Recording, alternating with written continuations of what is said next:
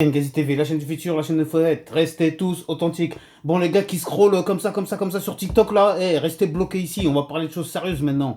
On va parler de choses qui se passent en France. On va parler de la Révo, la Révo, la Révo, la Révo. Ah ouais, attention. Faut que je fasse attention à ce que je dis avant de me faire me manger des procès de partout. Bon, écoutez, là il se passe des choses très graves, très importantes en France. C'est-à-dire, les agriculteurs se révoltent. Ça fait un peu penser au mouvement des Gilets jaunes, ça fait penser un peu à ce qu'on a connu avec les bérets rouges, avec un petit peu ce qui s'est passé aussi sur l'affaire Naël, de ce jeune hein, qui était assassiné, moi je le dis, j'ai pas peur de le dire, assassiné par un ripou, un pourri, un flic qui a fait, on peut même pas dire de l'excès zèle. Bon bref, d'ailleurs il a été libéré, c'est scandaleux, mais c'est pas grave, c'est une parenthèse, on peut pas parler de tout. On va rester concentré sur le sujet d'aujourd'hui, sur les agriculteurs qui se révoltent, et ils ont raison de se révolter. Il y en a marre, révoltez-vous, que ce soit les agriculteurs, que ce soit les prolétaires, que ce soit les gilets jaunes, les anciens gilets jaunes, les nouveaux gilets jaunes, ce que vous voulez, tous les pauvres, tous les smicards, tous les RMistes, tous les chômeurs. Mais quand c'est que vous allez vous réveiller? Ils ont raison, les agriculteurs. C'est ça qu'il faut faire. Et là, le gouvernement, là, ils ont le seum, là, ils ont la rage parce qu'ils savent pas comment éteindre encore cet incendie. Ils se disent, on a connu les gilets jaunes, on a connu la picouse, on a connu... Bon, on va s'occuper de ça, mais là, putain, ça tombe mal. Ah ouais, au moment en plus où on a élu un Premier ministre. D'ailleurs, il est où, lui? Il fait quoi? Il attend quoi pour intervenir, pour parler, pour donner des solutions? Des solutions, vous en voulez? J'en ai une, toute simple, applicable immédiatement. Sur chaque produit qu'on achète, là, dans la grande distribution, comme ils aiment si bien dire, là, et ben, tout ce qu'on fait, tout simplement, on ponctionne entre 2 à 5% du prix et qui sera réservé automatiquement pour les agriculteurs français. Qu'est-ce qui nous empêche de le faire? Là, ils sont là, alors 49.3. Bah vas-y, pondez-nous un 49.3 en 2 secondes, là. Faites-nous une petite loi, un petit décret, hein, qui dit que maintenant, sur chaque achat qui coûte 1 euro dans la grande distribution, il y aura minimum 3 ou 5 centimes sur les 1 euro qui seront redistribués aux agriculteurs, tout simplement. Et moi, je vous explique ça. Je n'ai ni filéna, je ne suis même pas bachelier. Mais j'ai un minimum de logique, je vais pas dire intelligence, sinon vous allez dire, il se la raconte, mais j'ai un minimum de bon sens pour me dire, il suffit juste de faire ça et c'est bon. Le Premier ministre, ouais, bah ouais, 32 ans, Attal, il est merveilleux, il est fait... Ben, il fait quoi? Et là, il se cache, il est en train de pleurer, mais qu'est-ce que je fais, maman? Mais c'est quoi ce bordel? Mais j'hallucine. Il devrait être tous les jours sur le terrain, il devrait être au contact des gens sur les fameux barrages, là. Force à vous, les agriculteurs. Partagez en masse cette putain de vidéo, là. Et je la fais pas ça pour essayer de faire le buzz ou quoi que ce soit. Mais moi, justement, quand je fais mes vidéos, je veux des vidéos de qualité. Je veux des vidéos qui ont du sens. Pas des vidéos, quitte à ce que je sois vu par 10, 20, 30 personnes, il n'y a pas de problème. Même si je sais que sur TikTok, il y a un peu plus de vues. Sur YouTube, je sais que je suis boycotté parce qu'ils ont compris, moi, où je me dirigeais, quelle était un petit peu ma ligne directrice. C'est-à-dire, moi, voilà, je serai toujours du côté du peuple. Je serai toujours du côté du peuple. Enfin, j'espère. J'espère que ne pas un jour être corrompu, là. Parce que, pourquoi je vous dis ça? Un exemple concret. Vous savez, la France, on était endetté de 2 milliards d'euros avant le quinquennat d'Emmanuel Macron. Pour avoir une dette de 2 milliards d'euros, on a mis, je crois, une quarantaine d'années. Hein. C'était après, on va dire, après la Deuxième Guerre mondiale jusqu'au quinquennat de Macron, là, en 2017. On était à 2000 milliards de dettes. Et si je me rappelle bien, au début des années 2000, on était à 1200 milliards. Bon, pardonnez-moi si je me trompe, je ne suis pas un économiste. Mais ne vous inquiétez pas, je ne vous raconte pas des sottises. Vous pouvez aller voir sur Internet, dette de la France. Parce que de 2000 milliards, elle est passée à 3000 milliards. En combien de temps? En 7 ans. Donc comme on dit, rendez l'argent. Il est passé où l'argent là, les 1000 milliards là? Moi je vous donne des pistes. Déjà il y a l'histoire de la picouse. Ouais, je sais, je vais pas me faire des amis encore. Donc vous comprenez pourquoi sur YouTube ils en ont marre de ma tronche là? Ensuite, on a l'histoire de McKinsey. McKinsey, je vais pas dire que j'affabule, que vous allez voir, tapez McKinsey, même sur Google, sur YouTube, vous allez voir, vous avez des tonnes de reportages, de trucs qui disent que ils nous ont fistés. Par l'intermédiaire de qui? Bah de notre président Ronald Élu. Voilà. Moi je vous le dis, par A plus B. Donc, à partir de là maintenant, sur les 1000 milliards là, il est passé où l'argent? Ils ont fait quoi avec? Mais pourquoi sur 1000 milliards, la France, tout d'un coup, c'est devenu Dubaï, on a investi on a fait des buildings partout, on a fait des... Mais je comprends pas, ils sont pas si où les 1000 milliards là. On est là toujours à pleurer, la police, ils n'ont pas de moyens, pas d'argent, les hôpitaux, je sais pas quoi, la France, la tiers mondialisation de la France. Les 1000 milliards, vous allez pas me faire croire que c'est l'immigration, c'est parti dans l'immigration, non? Ça m'étonnerait, hein. On a donné 1000 milliards aux immigrés, là. Non, bah alors dites-moi, ils sont passés où les 1000 milliards? Donc moi, comme je vous le dis, à part l'histoire de la picouse et du McKinsey, donc en fait, ça, c'est le plus gros braquage du siècle. Mais c'est scandaleux. Mais c'est hallucinant. Oui, oui, je sais. Vous voyez, je suis un petit peu chaud, là, énervé. Mais c'est pas grave. C'est normal, faut s'exprimer. Faut s'exprimer, il faut dire des choses concrètes. Donc maintenant, qu'ils arrêtent de nous prendre pour des idiots, des imbéciles. Maintenant, on va avoir deux trois leaders qui vont ressortir. Ils vont essayer de nous faire comme les gilets jaunes. Ils vont discréditer les leaders ou ils vont tous essayer de les détourner, de les écarter, de les endormir, de les amoindrir. Mais ne vous laissez pas faire. Bon, souvent on parle de convergence des luttes. Après, je sais qu'il y a un problème. Pourquoi il y a un problème? Parce que déjà, eux sont contents. Parce que ils ont réussi à diviser les Français et les gens issus de l'immigration. Donc on est toujours là, les bassinés, oui, ils vont vous grand remplacer, si c'est là. On va rien grand remplacer du tout. À l'Assemblée nationale, sur 575 députés, il doit y avoir 3-4 pèlerins qui viennent de l'immigration.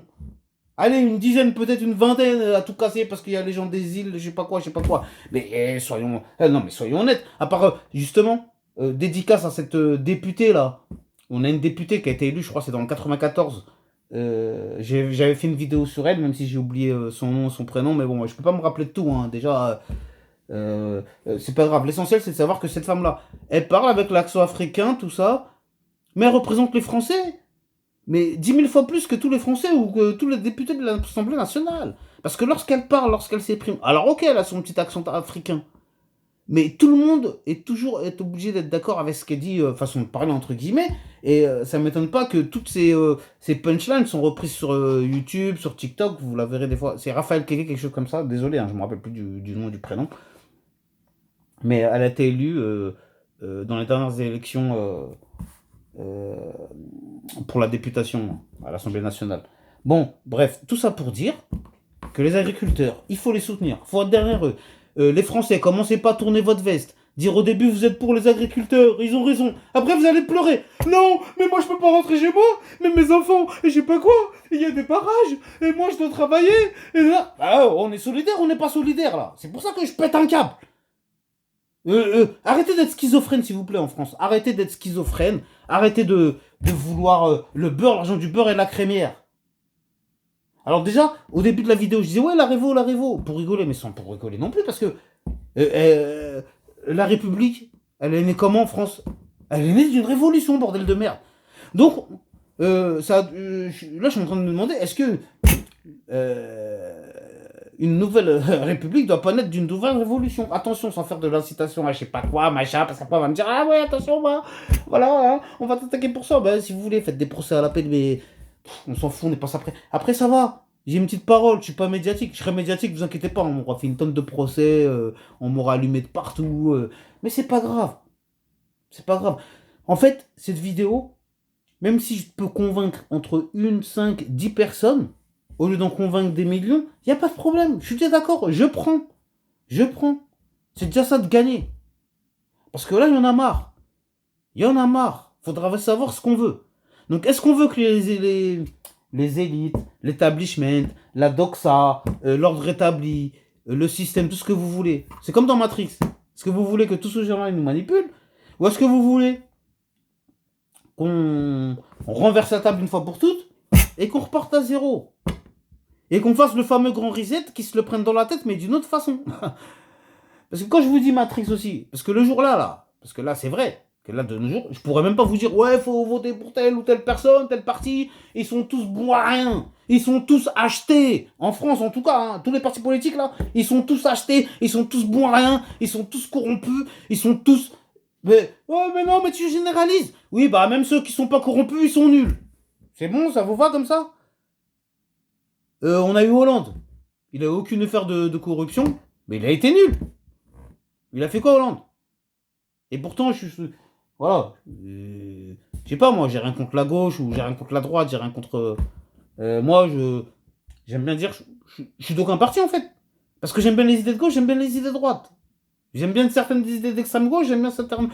Oh non, extrême droite, ouah, il faut au moins 100 idées pour qu'il y en ait une de bien. Bon, désolé, obligé d'envoyer un tac là. Oh, ouais, je sais, je sais. Mais c'est pas grave.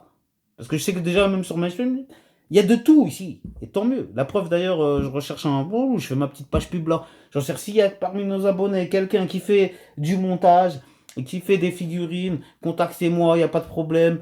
Par contre, c'est du bénévolat, mais après, je ferai de la pub à cette personne, hein, quelle qu'elle soit. Je fais aucune discrimination, que la personne soit d'extrême droite, qu'elle soit LGBT, qu'elle soit je sais pas quoi, qu'elle soit athée, qu'elle soit croyante, qu'elle soit. Ici, ça n'existe pas. Ici, c'est la chaîne de tout le monde. Ici, c'est Ngazi TV. C'est la chaîne du futur, la chaîne où il faut être.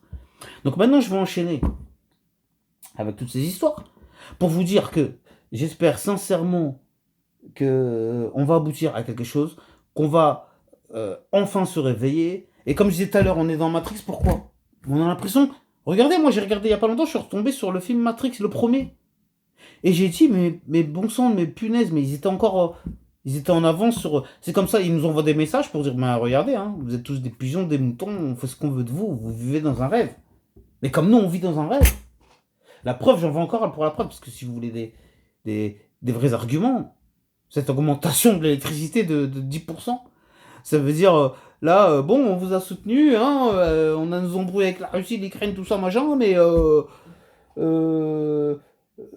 on a éteint le feu comme on a pu, mais là, cette fois-ci, vous allez mettre la main à la poche et on va augmenter l'électricité. Et c'est qui paye, comme d'habitude? C'est nous, c'est les Français. Quel qu'on soit et d'où que l'on vienne. En fait, c'est ça. Comprenez bien une chose. On est tous dans la même merde. Donc, arrêtez de tomber dans le piège, là, l'extrême droite. C'est surtout vous, c'est à vous que j'ai envie de parler. Parce que quand j'ai créé cette chaîne, à la base, ma toute première vidéo, vous pouvez la voir, elle est toujours disponible sur ma chaîne. C'était pour combattre le Front National et le racisme. Mais après, il faut apporter des arguments concrets. Il ne faut pas venir se victimiser. Oh, en France, ils sont racistes. Et puis voilà, ça y est, c'est tout. Non, non, non. Il faut dire pourquoi, comment, il y a ça qui va pas. Maintenant, je propose ça comme alternative, etc. Tout comme cette histoire d'agriculteurs, maintenant, ils sont là tous à pleurer qu'est-ce qu'on fait pas. En 2 secondes, le problème, il est réglé. Il suffit que le ministre y vienne. Ils disent maintenant, sur chaque 1 euro de la grande distribution de l'agroalimentaire, parce que aussi l'agroalimentaire, faut pas les oublier, parce que là, on est là, on se focalise sur les magasins. Mais c'est aussi qui nous crée là, tout leur truc qui nous empoisonne d'ailleurs, entre guillemets, hein, parce que c'est de la malbouffe, tout ça, comme il nous disait déjà José Bové à l'époque. D'ailleurs, ils nous ont sorti du chapeau tout d'un coup, José Bové là. Il était. Le pauvre, je savais même pas qu'il était encore vivant, tellement il nous parlait plus de lui. Là, il y a une petite révolution des paysans. On lui a redonné un peu la parole, le pauvre. D'ailleurs, qui a été un des premiers, un des précurseurs. Vous avez vu, vous imaginez José Bové? Je me rappelle, moi, c'était il y a une vingtaine, plus d'une vingtaine d'années, où il a saccagé un McDo. Après, il a eu des histoires, personne ne l'a suivi, parce qu'il était en avance avant l'heure. Et là, maintenant, qu'est-ce qu'ils vont faire, les trucs, là, les agriculteurs? Je pense pas qu'ils vont faire ça. Mais je vois déjà aujourd'hui, ils ont commencé à. Bon, hier, et bon, alors là, vous avez vu, ils ont incendié devant des préfectures, ils ont balancé de la merde, enfin, du bousin, ou je ne sais quoi d'autre, du fumier. Ils ont bloqué mis des pneus devant des grandes enseignes de grande distribution là. Bon, bref, ils ont fait des actions, on ne sait pas où ça va nous mener, jusqu'à où ça va s'arrêter. Pour l'instant, apparemment, les forces de l'ordre, ils ont comme indication de ne pas agir. Alors, peut-être, est-ce qu'ils craignent, je pense qu'ils craignent les agriculteurs, parce qu'ils savent que, en fait, c'est bien, les agriculteurs ne rigolent pas, ils sont à l'ancienne. Ils sont pas tombés dans une matrice où tout est beau, tout est magnifique. Ils sont dans la merde. Ils font, comme ils disent, des 70 heures par semaine. Ils touchent 500 euros. Mais c'est inadmissible, bordel de merde. On importe 50% de ce qu'on mange et 50% est produit en France, à peu près approximativement. Encore une fois, pardonnez-moi si je me trompe sur les chiffres, mais vous inquiétez pas, je vous raconte pas de conneries. Allez vérifier dans ce que je vous dis après sur Internet. C'est très simple, c'est très rapide, ça prend 2 minutes. Mais donc, on veut quoi maintenant? On veut qu'on arrête de produire en France et que importer et des trucs qui vont être en plus. Parce qu'en France, il y a des législations, c'est-à-dire des lois qui disent que tous les. C'est ça aussi qui fout la merde aussi là. Faut arrêter toutes ces contraintes administratives et toutes ces contraintes techniques ou je ne sais quoi d'autre, technocratiques Il y a que les technocrates pour nous sortir des trucs comme ça, là. Où la parcelle doit faire 28 centimètres par 10 mètres carrés d'une hauteur de je ne sais pas quoi avec le vent et la vitesse. Oh, oh, oh, oh, on va où comme ça? Eux-mêmes, déjà, un agriculteur, c'est pas un gars de l'administratif. Il faut simplifier toutes ces démarches administratives. Il faut arrêter de les noyer là-dedans. Mais tout ça, c'est pour vous expliquer que c'est fait exprès. Parce que nous-mêmes ou moi-même, lorsque j'ai des démarches administratives à faire, il y a tout un tas de barrières qui sont mises afin que vous soyez soit découragé, ou soit que vous soyez tellement... que ça vous mette... que ça vous ralentisse dans votre action. C'est-à-dire les agriculteurs, au lieu de perdre le temps à faire de la paperasse, ils seraient plus... ils seraient encore plus rentables à être sur le terrain et à s'occuper de leurs bêtes ou de leur culture, etc. Bon, maintenant que tout ça c'est dit, la vidéo, elle est un petit peu plus longue que d'habitude. Je pensais que j'allais faire 20 ou 30 minutes, j'en ai fait que 15. Maintenant, c'est le moment des dédicaces, de ce que vous voulez. En tout cas, merci à tous ceux qui me suivent sur YouTube, sur TikTok. Eh, j'aurais pu parler comme ça pendant 1 heure, imaginez. Mais après, je sais que ça sert à rien. Je pense pas que vous allez me suivre pendant 1 heure. Bon, j'espère on se fera un direct bientôt sur YouTube, sur TikTok. Ça fait longtemps que j'ai pas fait du direct sur YouTube. C'est pas grave. Encore une fois, force à tous les agriculteurs, aux paysans, aux révolutionnaires. Force à quelqu'un comme Coluche, qui a créé les Restos du Cœur dans ce but-là, d'aider les gens, sincèrement. Et là, jusqu'à sa mort, après sa mort, il y a plein de gens, là aussi, là. Pourquoi pas faire un débat prochainement sur le Resto du Cœur. Je l'ai en tête. Bon, la Palestine, je sais que bientôt, je pense que certains voudraient me voir intervenir aussi, réagir là-dessus. Je le ferai aussi plus tard, j'espère, je pense, j'imagine. Puis voilà. Donc, bon allez, restez tous authentiques, prenez bien soin de vous et de vos proches, que Dieu vous protège. Amen, amen, shalom, pas de joie, à bientôt. Restez tous authentiques. NKZ TV, la chaîne du futur, la chaîne Fouette. N'oubliez pas de vous abonner, liker, partager. Parle-en à ton père, ta mère, ta cousine, ta belle-sœur, ton petit frère, qui tu veux, ton fils.